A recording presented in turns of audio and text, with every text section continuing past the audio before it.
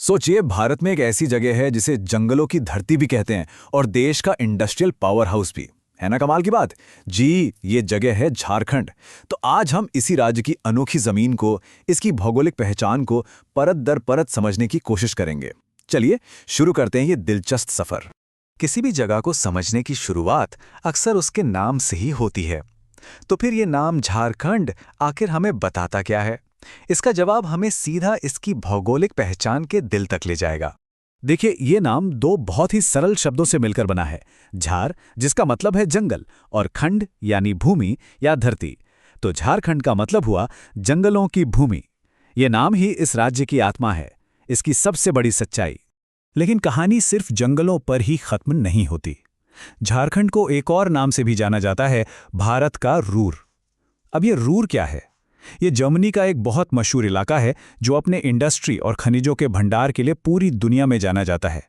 तो ये तुलना हमें इशारा करती है कि झारखंड की जमीन के नीचे एक बहुत बड़ा खजाना छिपा है। तो आज की हमारी यात्रा इन 6 पड़ावों से होकर गुजरेगी।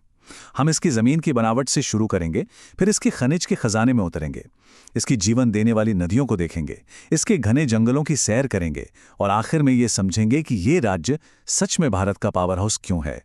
तो चलिए पहले पड़ाव से शुरू करते हैं। किसी भी जगह की कहानी उसकी जमीन से शुरू होती है, और झारखंड की जमीन मतलब छोटा नागपुर का पठार।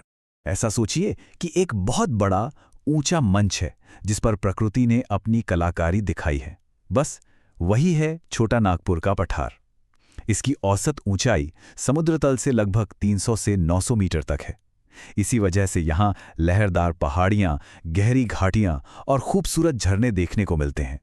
और इस पठार की सबसे ऊंची चोटी है पारसनाथ पहाड़ी। ये सिर्फ एक पहाड़ नहीं है, बल्कि जैन धर्म के मानने वालों के लिए ये सबसे पवित्र जगहों में से एक है। ये दिखाता है कि झारखंड में भूगोल और आस्था कैसे एक दूसरे में घुले मिले हैं। अच्छा, तो हमने सतह को तो समझ लिया, अब जरा जमीन के अंदर झांकते हैं और उस खजाने को देखते हैं जो झारखंड को भारत की आर्थिक ताकत का एक बड़ा हिस्सा बनाता है। ये जो नंबर है ना, ये सच में हैरान कर देने वाला है। 40%। जी हाँ, 40%। इसका मतलब ये हुआ कि पूरे देश के जितने भी खनिज संसाधन हैं उनमें से लगभग आधा, सोचिए लगभग आधा, सिर्फ और सिर्फ इसी एक राज्य में मौजूद है। ये कोई छोटा मोटा आंकड़ा नहीं है, ये वो बुनियाद है जिस पर देश का विकास टिका है। चाहे वो झरिया की खदानों से निकला कोयला हो जो देश भर में बिजली पैदा करता है, या सिंहभूम से निकला लौह अयस्क जो हमारी स्टील इंडस्ट्री की जान है। झारखंड के खनिज ही भारत की तरक्की के पहिए को घुमाते हैं। और सिर्फ यही नहीं, यहाँ तांबा, अभ्रक, यूरेनियम और बॉक्साइट जैसे बेशकीमती खनिज भी मिलते हैं। चलिए अब उन नदियों के रास्ते पर चलते हैं जो इस खनिजों से भरी जमीन पर बहती हैं और इसे जिंदगी देती हैं। दामोदर नदी की कहानी तो सुनने लायक है। एक जमाना था जब ये नदी बंगाल का शोक कहलाती थी। क्यों? क्योंकि जब इसमें बाढ़ आती थी तो सब कुछ तबाह कर देती थी। लेकिन आज की तस्वीर देखिए। आज वही नदी बड़े बड़े बांधों और प्रोजेक्ट्स की वजह से इस पूरे इलाके की लाइफलाइन बन गई है। खेतों को पानी दे रही है, फैक्ट्रियों को बिजली दे रही है ना जबरदस्त बदलाव। फिर एक और नदी है, स्वर्ण रेखा। इसके तो नाम ही सोना है। ऐसा कहा जाता है कि पुराने जमाने में इसकी रेत में से सोने के कण मिलते थे। आज ये नदी अपने शानदार हुंडरू फॉल्स के लिए जानी जाती है। इनके अलावा कोयल और बराकर जैसी नदियां भी इस जमीन को सींचती हैं और इसे हरा भरा बनाती हैं। तो नदियों से अब हम उस घनी हरी चादर की तरफ बढ़ते हैं जिसने इस राज्य को इसका नाम दिया है, यानी इसके जंगल। और ये आंकड़ा हमें याद दिलाता है कि झारखंड का नाम बिल्कुल सही है। राज्य का लगभग 1/3 हिस्सा, यानी करीब 29% घने जंगलों से ढका हुआ है।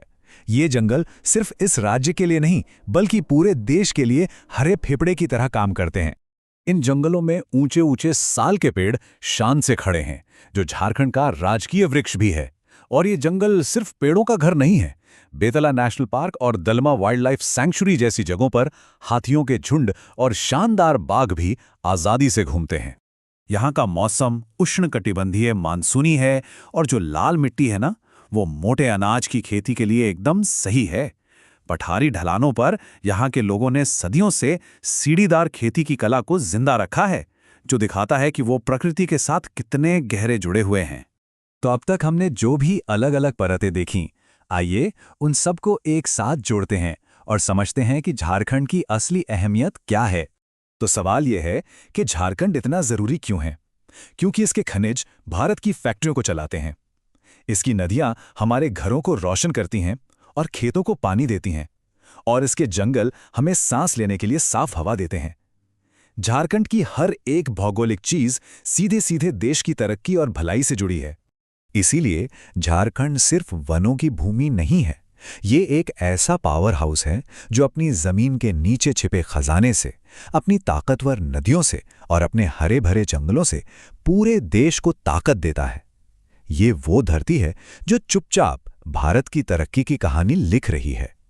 अगली बार जब घर में बत्ती जले या स्टील की कोई चीज हाथ में हो, तो शायद झारखंड का ये अनमोल योगदान जरूर याद आएगा।